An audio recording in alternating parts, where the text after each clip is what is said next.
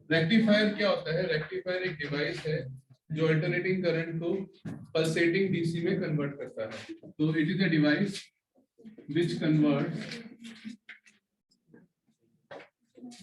which converts AC into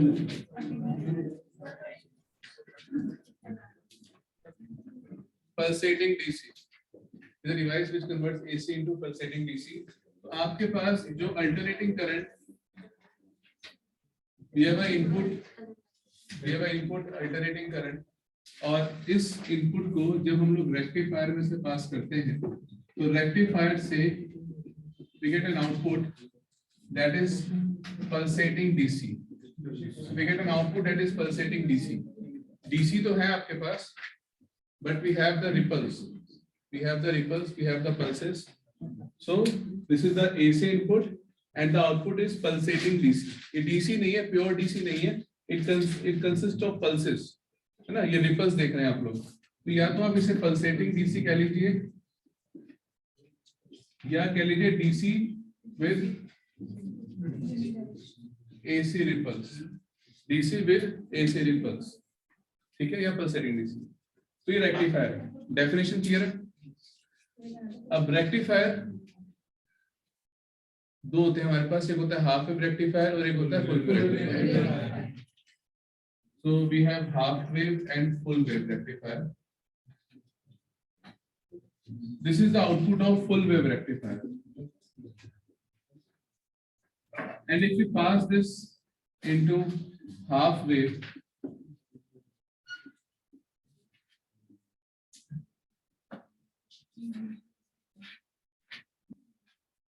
we get an output like this way. क्या problem हो रही है? अब मैक चेंज कर दीजिए, मैक अब चेंज करिए।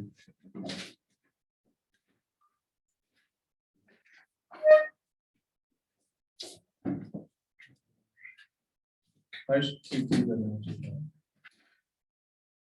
उधर आ जाओ, यहाँ पे तेरे को दिक्कत है, कीड़ा है।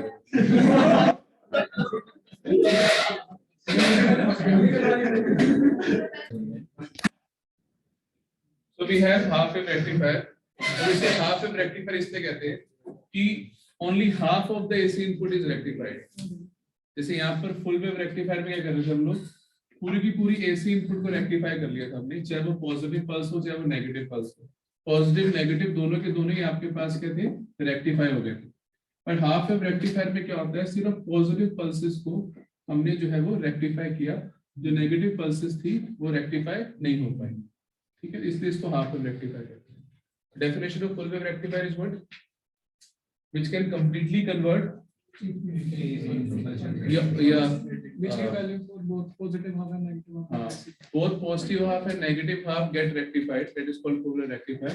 If only one of the half is getting rectified, either positive or negative, then that is called half wave rectifier, ठीक है ना? If both half of the AC input are rectified and if half of the AC input is rectified, this is full wave and this is half wave, ठीक है। अब इसका circuit देखते हैं कैसे, सर्किट डायग्राम क्या होता है इसका full wave half wave.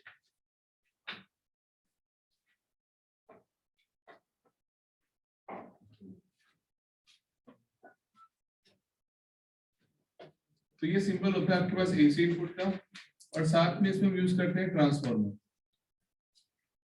Step down transformer इस्तेमाल करते हैं। स्टेप डाउन ट्रांसफार्मर क्यों इस्तेमाल करते हैं? देखिए, जो हमें डीसी चाहिए होता है, जैसे आपका अडेप्टर हो गया, चाहे लैपटॉप का चाहे मोबाइल फोन का, ये सभी अडेप्टर क्या करते हैं, इनकी यही फंक्शनैलिटी होता है। जो अडेप्टर होता है आपके पास, ये अडेप्टर यही फंक्शनैलिटी करता है, ये एसी को डीसी में कन्वर्ट करता है। अगर आप इसके आउटपुट में देखें तो इसमें लिखा होता है आपके पास कि ये 5 वोल्ट जो है डीसी में कन्वर्ट कर रहा है। तो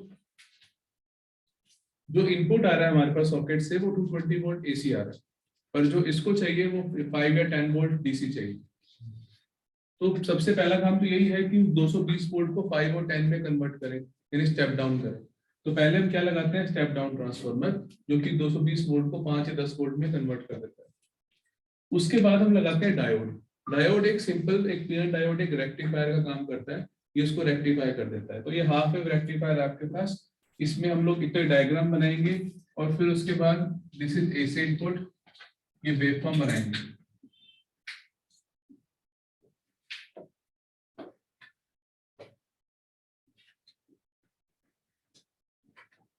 This is AC input and this is the output waveform. So during the positive half of the AC input, इसको मैं नाम लेता हूँ P1 P2 primary and this is S1 S2 for secondary, ठीक है।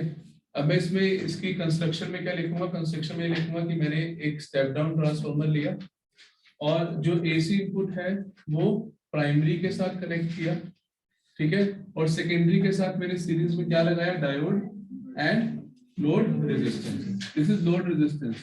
लोड रेजिस्टेंस क्या होता है, वो रेजिस्टेंस जिसके अक्रॉस आपने आउटपुट लेना है, दैट इज लोड रेजिस्टेंस।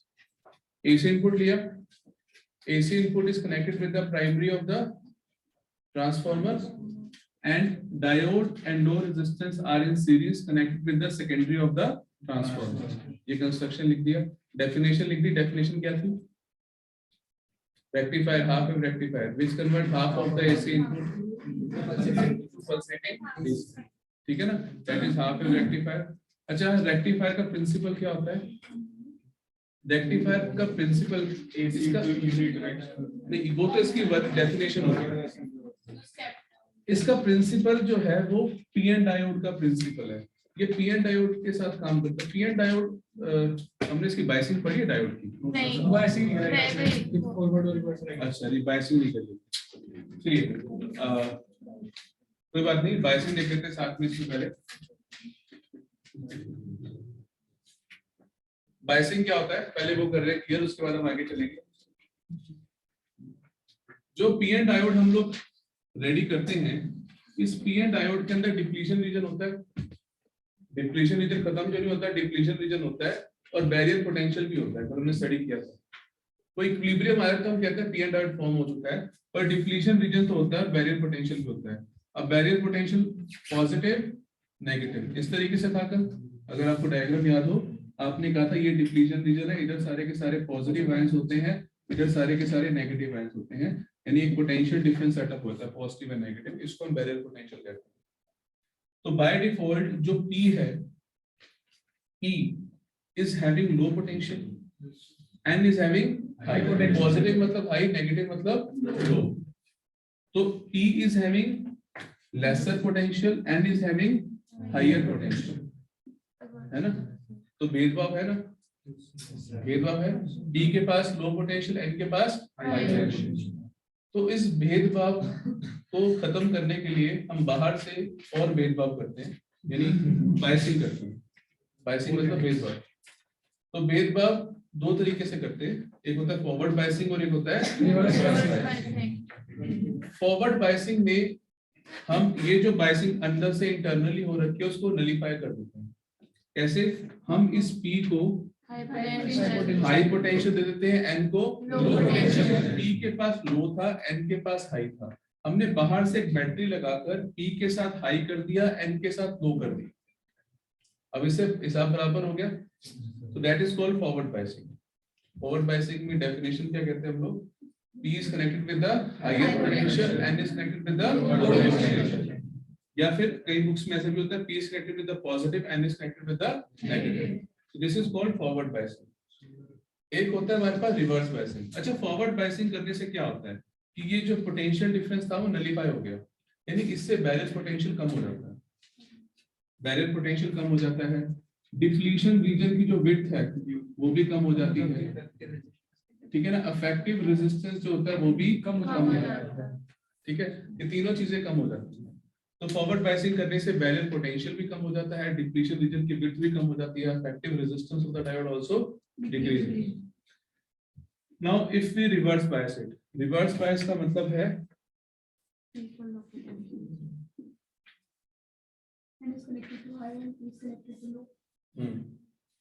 ठीक है। तो रिवर्स बायसिंग का मतलब हम क्या कर रहे हैं, उसको P को कनेक्ट कर रहे हैं लो के साथ।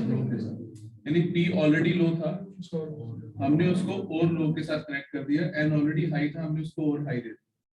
That is called reverse biasing. Reverse biasing. P is given low potential, N is connected to high potential. ये reverse biasing. तो हमने किया कि हमने bearing potential और बढ़ा दिया, ठीक है. So we increase the bearing potential. Depletion region की width भी मैंने बढ़ा दी, effective resistance भी बढ़ गई. डायोड का रेजिस्टेंस होता है वो डिप्लीशन रीजन की विड्थ ही होती है. जितना डिप्लीशन रीजन बड़ा होता है डायोड का रेजिस्टेंस ज्यादा, जितना डिप्लीशन कम होता है डायोड का रेजिस्टेंस, ठीक है. तो इफेक्टिव रेजिस्टेंस जो है वो भी हमारे पास कम होगा. तो ये बायसिंग है. इसके बाद जो इसकी आईवी कैरेक्टरिस्टिक है वो नेक्स्ट टॉपिक में कर लेंगे रेक्टिफायर के बाद, क्योंकि रेक्टिफायर शुरू कर चुके हैं हम लोग. फिलहाल बायसिंग आपको क्लियर है, फॉरवर्ड बायसिंग या रिवर्स बायसिंग, ठीक है भाई. तो Suhani, what is forward biasing? Angad, reverse biasing? P negative से और N पॉजिटिव से. इसको बेटर ये बोलो कि P लो से N high, that is forward biasing and reverse biasing. तो फॉरवर्ड बायसिंग और रिवर्स बायसिंग से डायोड पे क्या फर्क पड़ता है जैस्मीन? ये पोटेंशियल कम हो जाता है, डिफ्यूजन कम हो जाता है, डिफ्यूजन स्टार्ट हो जाती है. एक चीज जो इसने बोली कि forward biasing support diffusion, forward biasing से डिफ्यूजन बढ़ती है और रिवर्स बायसिंग से ड्रिफ्ट बढ़ती है. क्योंकि जब हम फॉरवर्ड बायस कर रहे हैं we are increasing the diffusion, और डिफ्यूजन में कौन फ्लो करते हैं? Majority carrier. फॉरवर्ड बायसिंग में डिफ्यूजन होता है, फॉरवर्ड बायसिंग में डिफ्यूजन होता है, यानी मेजॉरिटी कैरियर्स का फ्लो होता है. रिवर्स बायसिंग में ड्रिफ्ट होता है, माइनॉरिटी कैरियर्स का फ्लो होता है. ये भी एक पॉइंट है ऐड ऑन करने. क्लियर है सबको? याद हो गए? सुन लो. Yes sir.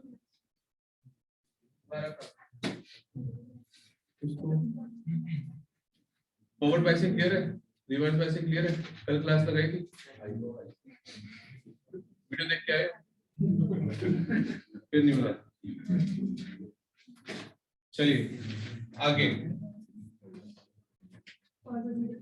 सो यही डायोड का एप्लीकेशन है. डायोड फॉरवर्ड बायसिंग में कंडक्ट करता है, रिवर्स बायसिंग में कंडक्ट नहीं करता.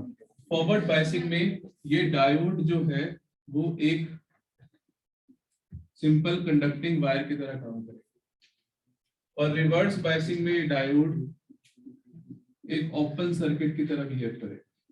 यही इसका प्रिंसिपल है रेक्टिफायर का. कि during forward bias diode acts like a conductor, it conducts. During reverse bias diodes acts like an open switch. Diode acts like an open switch. Forward biasing में diode conduct करेगा, reverse biasing में diode open switch की तरह काम करेगा. ये इसका principal है रेक्टिफायर का, रेक्टिफिकेशन का. इसी से ही रेक्टिफिकेशन होती है, ध्यान रखोगे. फॉरवर्ड बायसिंग में डिफ्यूजन बढ़ती है, करंट बढ़ता है, it acts like a good conductor. Reverse biasing में ड्रिफ्ट तो मतलब है ही कि नेग्लिजिबल करंट, यानी it acts like an open circuit. Effective resistance बढ़ गया ना, it acts like an open circuit.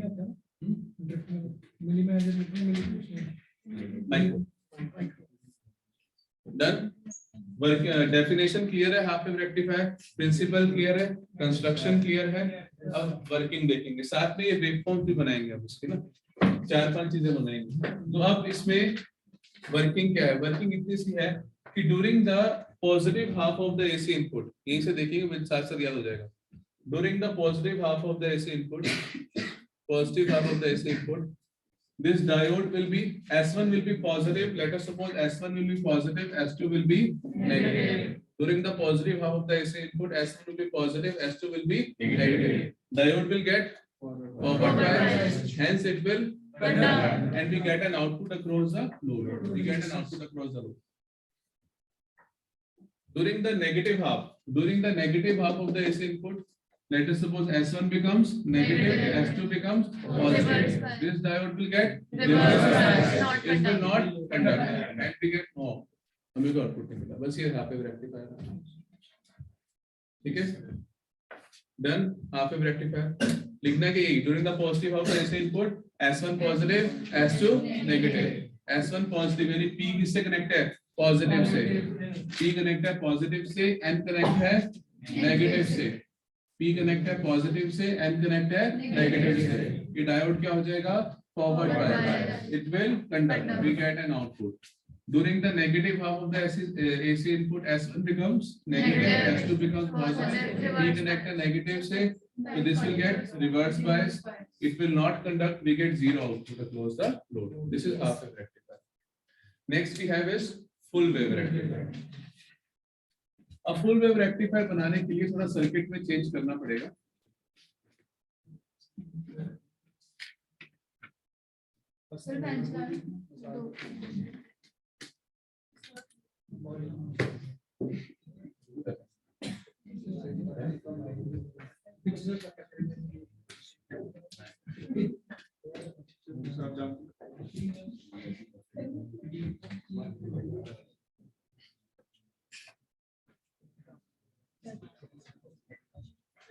जाते हुए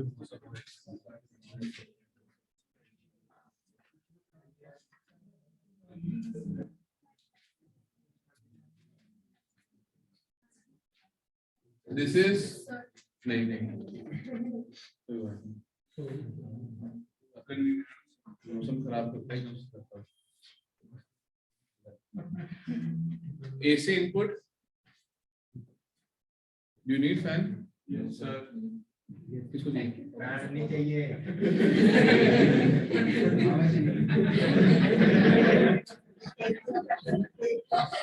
ये बात वो जल्दी समझ लीजिए।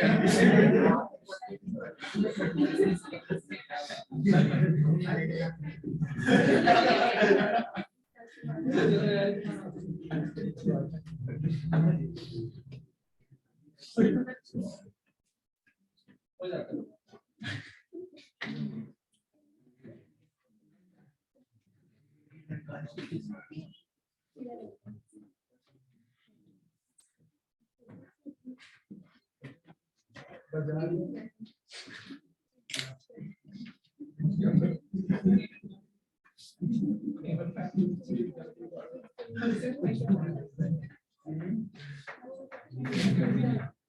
चलिए एक तो ये ब्रेकफॉर्म्स बनाएंगे आप इसके अंदर, क्या क्या चेंजेस क्रिएट करेंगे?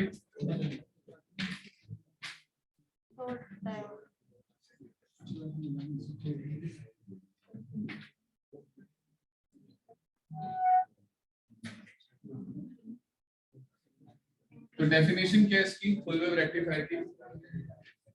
It is a device which convert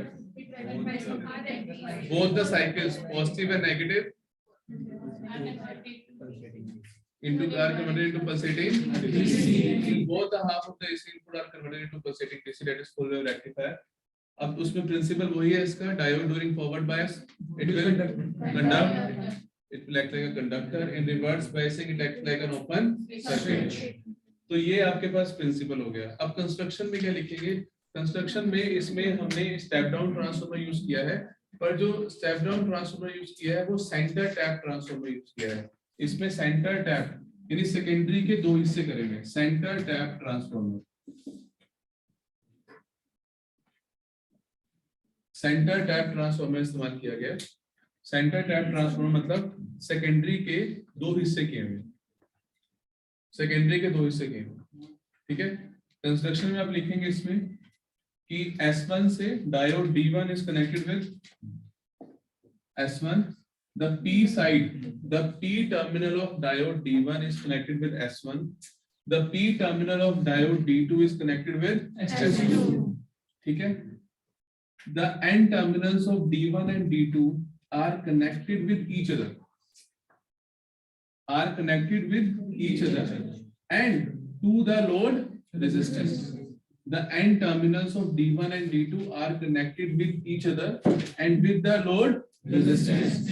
The other end of the load resistance is connected with the center tap. With the center tap.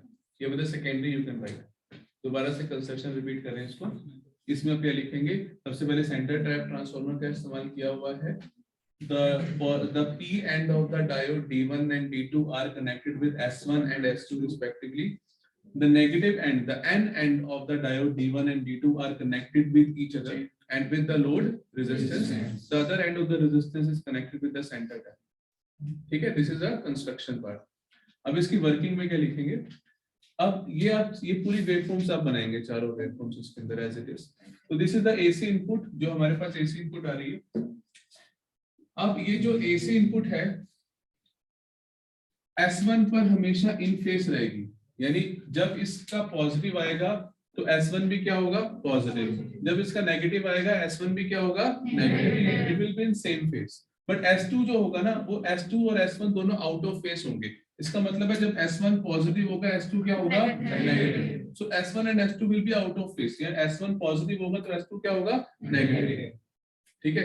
Construction में अब ये बात, इस पॉइंट को भी नोट कर लेंगे. वर्किंग में लिख लेंगे इस चीज को कि द टर्मिनल्स S1 और S2 will be out of face या आउट ऑफ फेस होंगे. अभी वर्किंग में इस चीज को लिख लेंगे. ठीक है. तो ये मैंने इसको आउट ऑफ फेस बनाया. अगर ये पॉजिटिव तो ये नेगेटिव तो ये पॉजिटिव. ठीक है. अब कंस्ट्रक्शन में वर्किंग में लिखेंगे during the positive half of the AC input. ठीक है. S1 will be positive. Since S1 and S2 are out of phase, so S2 will be negative. तो अगर S1 पॉजिटिव है, इसका मतलब ये D1 क्या हो जाएगा? That will be forward bias. S2 negative है, इसका मतलब D2 क्या हो जाएगा? That will be reverse bias. तो ये reverse bias हो जाएगा, ये conduct नहीं करेगा. ये forward bias होगा, it will conduct and we get an output across the load. During the positive half, S1 will be positive, S2 will be negative. Diode D1 will get forward bias, D2 will get reverse bias. So D2 will not conduct and we get an output across the load through D1. D1 से output आ गया, D1 से output आ गया, तो यहाँ हम D1 लिख देंगे. ठीक है. उसके बाद during the negative half of the AC input, S1 will be negative, S2 will be positive. This will get reverse bias. This will get forward bias. So this will conduct and we get the output across the load due to this. बस हो गया, याद हो गया. Full wave rectifier, definition, principle, construction और working with ये this diagrams. ये आपके पास फुल वेव रेक्टिफायर है. किसी को डाउट है पूछिए.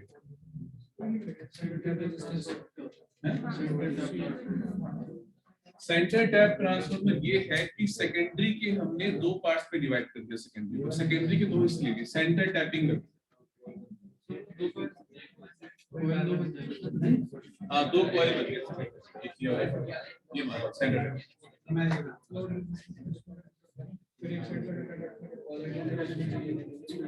डन. क्वेश्चन जो नेक्स्ट है आपके पास, देखिए क्वेश्चन इस तरह से भी फ्रेम हो सकता है कि डिस्कस द. अब ये हमारे पास रेक्टिफिकेशन हुई है सिर्फ, अभी हमने डीसी में कन्वर्ट नहीं किया. जब हम लोग प्रोजेक्ट वर्क्स बनाते हैं तो अगर हम रेक्टिफायर बनाते हैं तो रेक्टिफायर में डायोड के साथ एक कैपेसिटर भी लगाते हैं. If we connect a capacitor with this diode तो ये कंप्लीट एक रेक्टिफायर बन जाता है, जो रेक्टिफायर क्या करता है? एसी को प्योरली डीसी में कन्वर्ट कर रहा है. अब ये प्योरली डीसी में कन्वर्ट नहीं कर रहा है, पल्सेटिंग डीसी में कर रहा है. अगर पल्सेटिंग डीसी से प्योर डीसी चाहिए तो हमें रेक्टिफायर के आउटपुट में क्या लगाना पड़ता है? कैपेसिटर लगाना पड़ता है. तो हमारा जो नेक्स्ट टॉपिक है वो है शंट कैपेसिटर फिल्टर.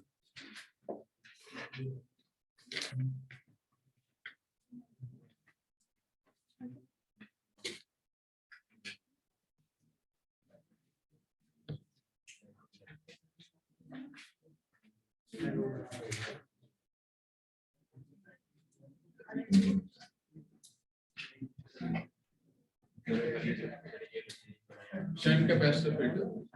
So, अर्यांश, आप में से कल को कौन नहीं आया था? आप दो, 1 2 3, आप लोग भी जाओगे.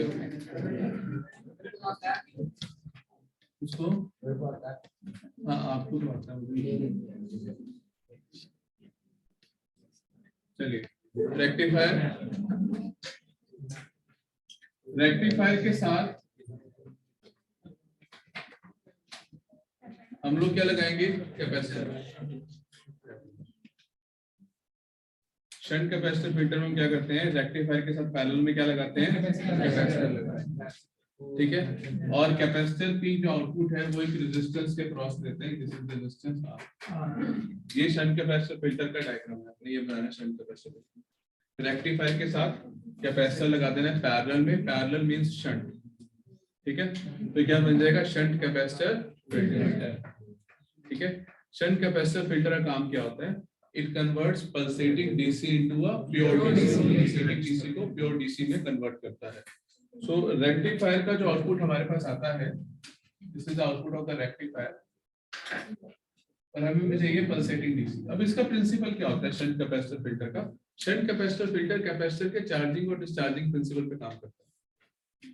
तो इसका जो है charging and discharging principle of capacitor, तो कोई बता सकता है क्या होता है चार्जिंग एंड डिस्चार्जिंग प्रिंसिपल?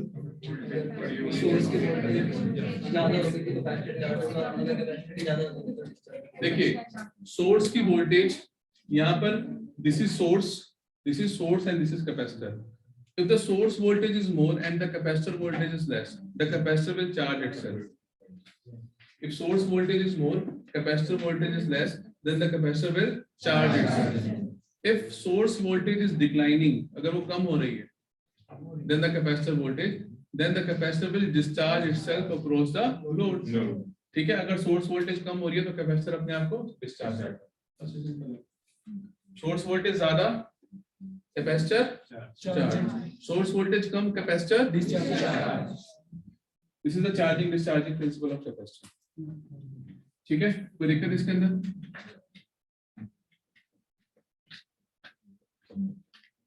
अब वर्किंग में क्या लिखेंगे हम लोग, तो देखिए यहाँ पर इसका डायग्राम वेवफॉर्म बनाएंगे। पहले तो वेवफॉर्म आपने कैसे बनानी है,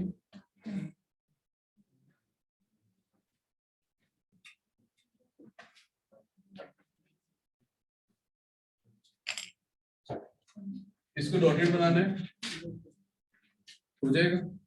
और यहां से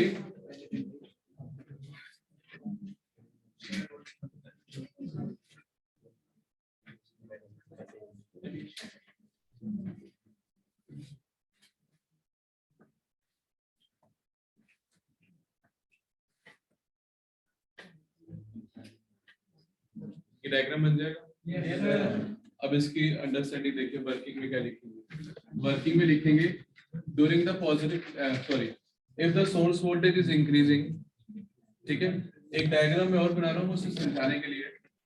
देखिए if the source voltage is increasing the capacitor will charge, source voltage बढ़ रही है, कैपेसिटर भी बढ़ेगा, कैपेसिटर पैरेलल में है, सोर्स बढ़ रहा है, कैपेसिटर भी चार्ज हो रहा है, कैपेसिटर वोल्टेज भी इंक्रीज हो रही है।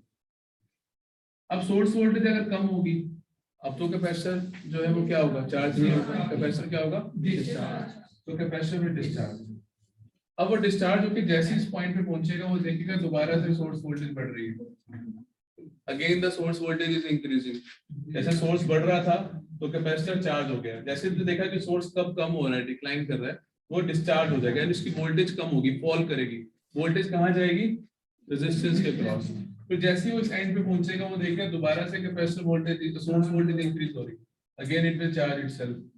फिर दोबारा से वो देखेगा फॉल कर रहा है, then again discharge, again charge, again discharge. So ये तो सिर्फ बनाने में ऐसा है, पर एक्चुअली में ये क्या आता है, बिल्कुल स्ट्रेट पीक आता है।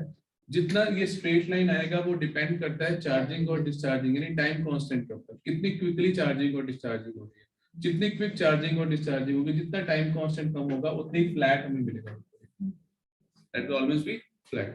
तो आउटपुट बिल्कुल फ्लैट कब मिलेगा, जब टाइम कांस्टेंट बहुत कम होगा, यानी बहुत जल्दी चार्जिंग एंड डिस्चार्जिंग होगी। So charging and discharging should be quick, charging and discharging should be quick. वो कब होगा, जब टाइम कांस्टेंट क्या होगा आपके पास, कम होगा। चार्जिंग और डिस्चार्जिंग क्विक होगी वो तब होगा जब टाइम कांस्टेंट होगा आपके पास, दैट विल बी लेस। कोई दिक्कत, पक्का? चलिए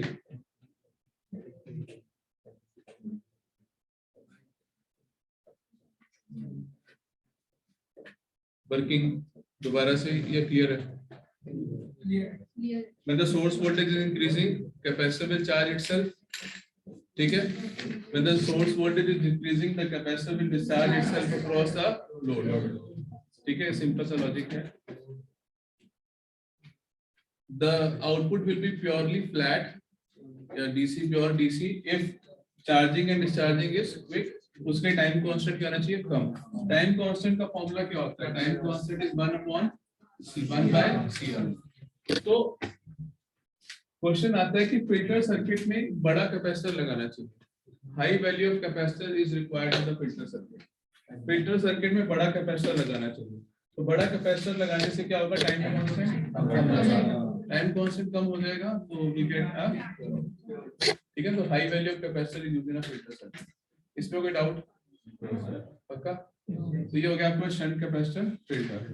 नेक्स्ट है हमारे पास टॉपिक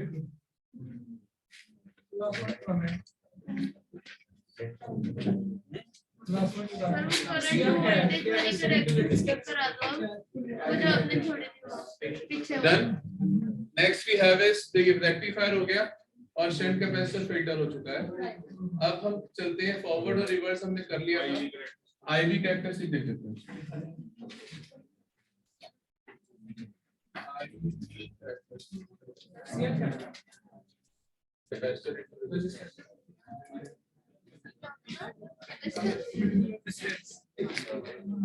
चलिए आगे आपके पास है आईवी कैरेक्टरिस्टिक. उससे पहले इस प्रश्न का जवाब दो.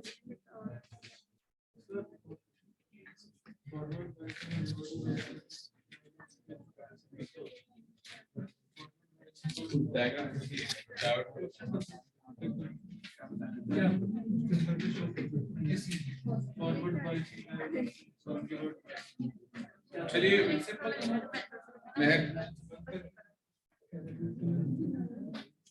हाँ भाई कौन से गाने गा रहे हैं?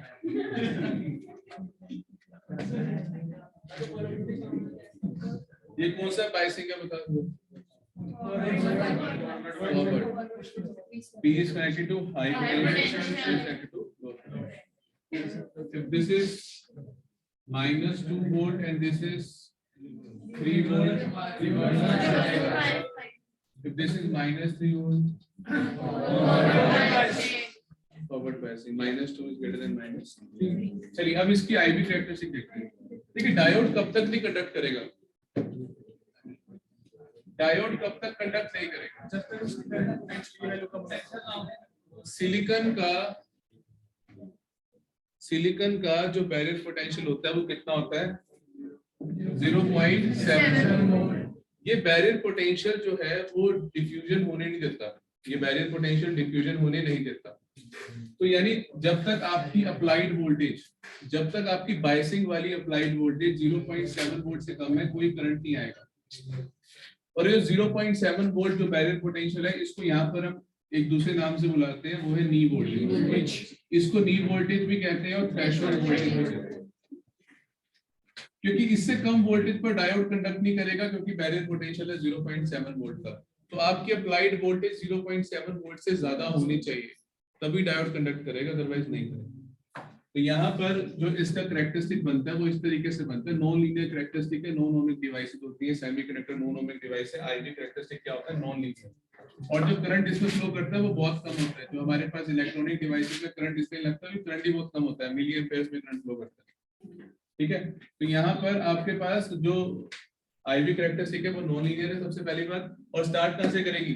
नी voltage threshold voltage 0.7 volt barrier potential. Silicon के लिए, जर्मेनियम के लिए 0.3 वोल्ट, जर्मेनियम के लिए 0.3 वोल्ट. इसके बाद हम करते हैं रिवर्स बायसिंग. रिवर्स बायसिंग यानी डायोड को नेगेटिव पोटेंशियल. अब रिवर्स बायसिंग देंगे तो क्या होगा? ड्रिफ्ट यानी माइनॉरिटी कैरियर्स फ्लो करेंगे.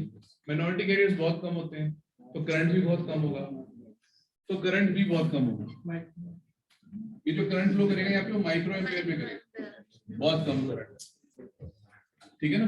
बहुत कम करंट फ्लो करेगा. That is the reverse biasing. कोई दिक्कत? फॉरवर्ड बायसिंग में ज्यादा करंट, रिवर्स बायसिंग में बहुत कम करंट. ठीक है जी. पर अगर हम रिवर्स बायसिंग कर रहे हैं उससे डिप्लीशन रीजन बहुत बढ़ जाता है, बैरियर पोटेंशियल बहुत बढ़ जाता है। बैरियर पोटेंशियल बहुत बढ़ जाता है रिवर्स बायसिंग में, बढ़ जाता है ना बैरियर पोटेंशियल, बढ़ जाता है ना। इलेक्ट्रिक फील्ड भी बढ़ जाएगी, रिवर्स बायसिंग में बैरियर पोटेंशियल बढ़ जाता है, इलेक्ट्रिक फील्ड भी बढ़ जाएगी।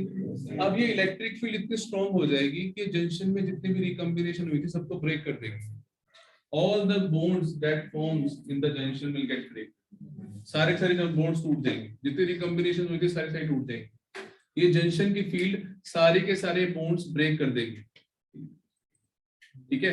So at a very large and high value of this reverse biasing, जब reverse biasing बहुत ज्यादा कर देंगे, एक इलेक्ट्रिक फील्ड जंक्शन की बहुत ज्यादा बढ़ जाएगी और ये ब्रेक डाउन कर देगी, ठीक है ना, ब्रेक डाउन कर देगी कोवलेंट बॉन्ड्स को जंक्शन। जब कोवलेंट बॉन्ड्स ब्रेक हो जाएंगे तो large number of charge carriers will release. Charge carrier कौन से, इलेक्ट्रॉन्स हैं, होल्स। एकदम से करंट की बाढ़ आ जाएगी, करंट विल इंक्रीज, एकदम से करंट जो है वो इंक्रीज करेगी। This voltage is called breakdown voltage कह लीजिए या ज़ीनर ब्रेकडाउन वोल्टेज कह लीजिए। दो तरह का ब्रेकडाउन होता है, एक होता है ज़ीनर ब्रेकडाउन, एक होता है एवलांचे ब्रेकडाउन। एवलांचे ब्रेकडाउन आपके सिलेबस में नहीं है, सिर्फ ज़ीनर ब्रेकडाउन। तो ज़ीनर ब्रेकडाउन इज दिस, क्लियर है? Yes sir. Then this voltage is called breakdown voltage, यहाँ पर करंट इंक्रीज करता है। तो मिताश ब्रेकडाउन वोल्टेज पे करंट इंक्रीज क्यों करता है? मिताश कौन? हाँ बताओ।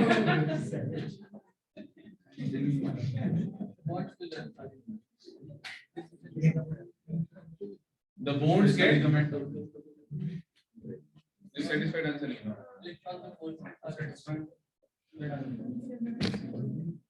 क्या होता है भाई ब्रेकडाउन वोल्टेज पे? कैसे?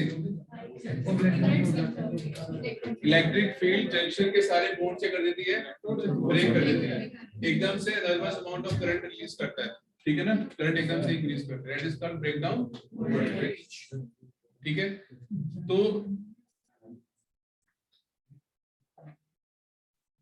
ब्रेकडाउन वोल्टेज ये एक बहुत अच्छी एप्लीकेशन है डायोड की। यहाँ पर एकदम से आपको करंट इंक्रीज हो रहा है, तो इसका यूज है, इसका प्रैक्टिकल यूज है ब्रेकडाउन वोल्टेज का, और उसे यूज करते हैं हम वोल्टेज रेगुलेशन के लिए। यूज करते हैं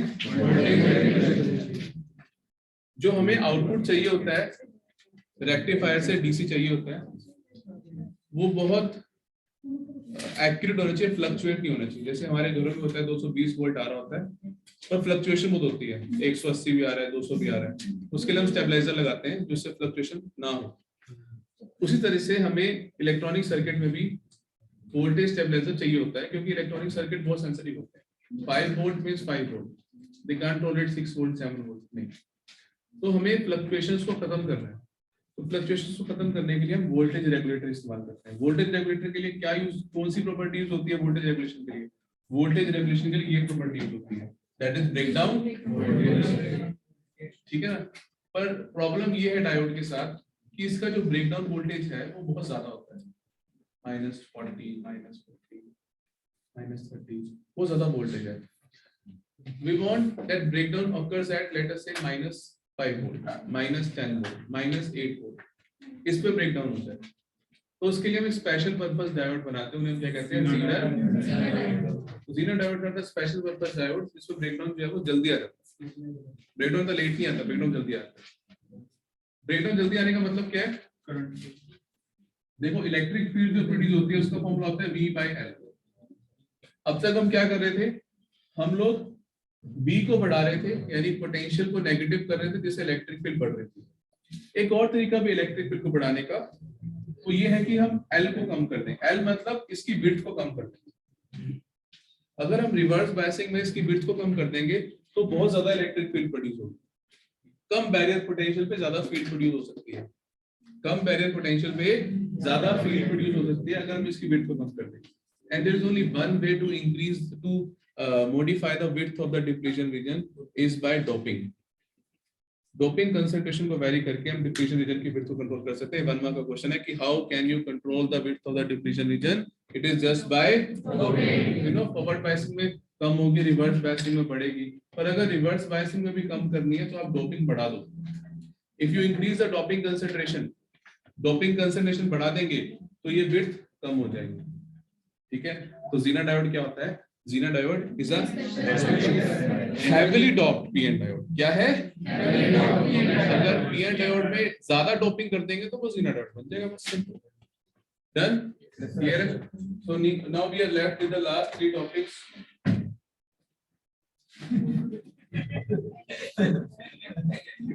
फोटोडायोड, सोलर सेल और एलईडी। चलो